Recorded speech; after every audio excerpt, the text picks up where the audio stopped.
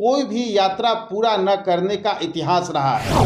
मेरा उनसे मांग है कि इसके पहले नेता प्रतिपक्ष तेजस्वी यादव जी ने अपनी यात्राओं के बारे में जो घोषणा किया था, उन घोषणाओं पर श्वेत पत्र जारी करें।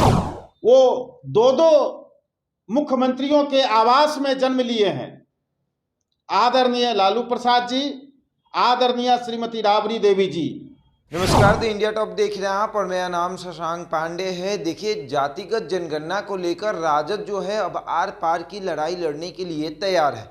वहीं दूसरी तरफ जदयू भी राजद को ये सीख दे रही है कि देखिए, जातिगत जनगणना जो है वो हमारी मांग है, आपने भी मांगा था लेकिन शुरुआत हमने किया था और बिहार में होगी भी।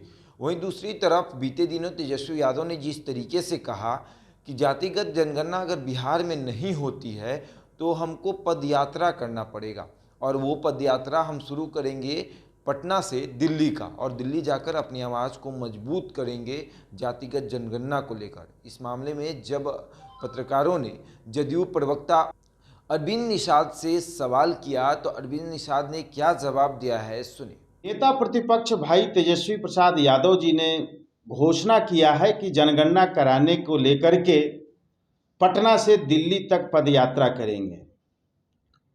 मेरा उनसे मांग है कि इसके पहले नेता प्रतिपक्ष तेजस्वी यादव जी ने अपनी यात्राओं के बारे में जो घोषणा किया था, उन घोषणाओं पर श्वेत पत्र जारी करें। इसके पहले उन्होंने बेरोजगारी हटाओ यात्रा, संविधान बचाओ यात्रा, लोकतंत्र बचाओ यात्रा, इन यात्राओं की घोषणा की थी। इन यात्राओं के घोषणा के अनुसार उन्होंने यात्रा प्रारंभ भी किया, लेकिन अत्यधिक गर्मी के कारण एक जगह उन्होंने अपनी यात्रा स्थगित कर दी।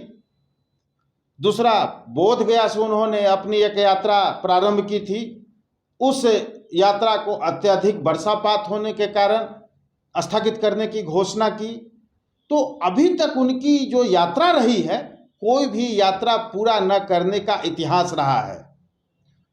आज उन्होंने जो घोषणा की है, उनको संकल्प लेना चाहिए कि इस यात्रा को मैं पूरा करूंगा, नहीं तो ऐसा माना जाएगा कि वो सिर्फ यात्राओं की घोषणा के लिए ही जाने जाते हैं और यात्रा पूरा नहीं करते हैं।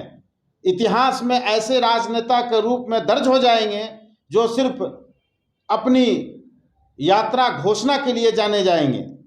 लेकिन एक यह भी प्रश्न है कि वो यात्रा पूरा कैसे कर पाएंगे, क्योंकि जब वो उप मुख्यमंत्री थे बिहार के, वो हटाए गए और हटाए जाने के बाद उनका आवास खाली हो रहा था, तो खाली होने के क्रम में उस आवास से 22 एसी पाए गए।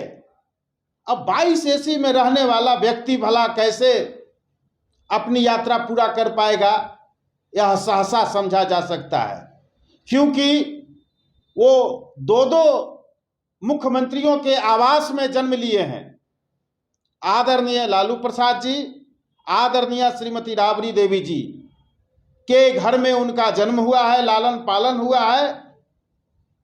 तो भला वो धूप, गर्मी, बरसात कैसे बर्दाश्त कर सकते हैं? चूंकि इतिहास देखा गया है, अगर इतिहास नहीं देखा जाता तो यह सवाल नहीं खड़ा होता। इसलिए मैं समझता हूं कि जो मुख्यमंत्री आवास में जन्म लेने वाला व्यक्ति। तो सुना आपने किस तरीके से अरविंद निषाद ने कहा कि देखिए, इसके पहले भी वो कई बार पदयात्रा करने की बात कर चुके हैं, कई यात्रा करने की बात कर चुके हैं। उनसे पूछिए कि वो सब यात्रा का क्या हुआ, उसके बाद फिर इस यात्रा की मैं बात करूंगा।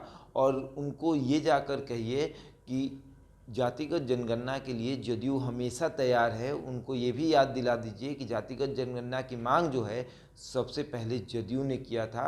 उनका ये भ्रम है कि जातिगत जनगणना सिर्फ और सिर्फ उनकी ही मांग है। अब देखने वाली बात यह है कि जातिगत जनगणना से जो बिहार में जो उबल आ रही है, जो गर्मी आ रही है, वो कब ठंडी होगी। ऐसे ही तमाम खबरों के लिए जुड़े रहे हमारे साथ और देखते हैं द इंडिया टॉप।